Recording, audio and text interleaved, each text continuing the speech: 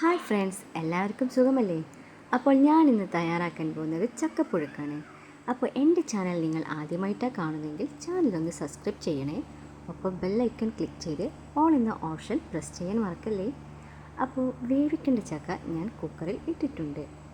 അരക്കപ്പ് വെള്ളമെടുത്ത് ആവശ്യത്തിന് ഉപ്പും മഞ്ഞളും മുളകും ഇട്ട് മിക്സാക്കി ചക്കയിൽ ഒഴിക്കുക. എന്നിട്ട് കുക്കർ മൂടി വെച്ച് 2 വിസിൽ വരുന്നത് വരെ വേവിച്ചെടുക്കാം. അടുത്തതായി നമുക്ക് ചക്കയിൽ വേണ്ടുന്ന ഇൻഗ്രീഡിയൻസ് തയ്യാറാക്കാം.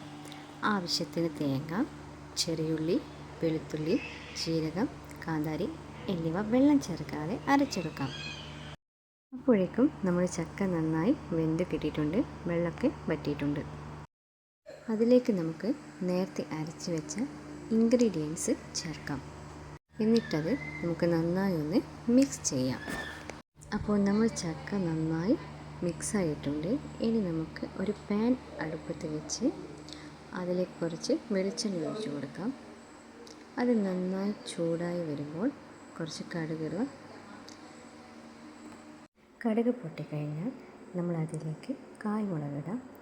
അത് നന്നായി ചൂടായി വരുമ്പോൾ കുറച്ച് കറിവേപ്പില ഇടാം. കടുക് താളിച്ചത് നമുക്കിനി പുഴുക്കിലേക്ക് ചേർക്കാം. അപ്പോൾ നമ്മുടെ പുഴുക്ക് റെഡി ആയിരിക്കുകയാണ്. എല്ലാവരും ട്രൈ ചെയ്യുക.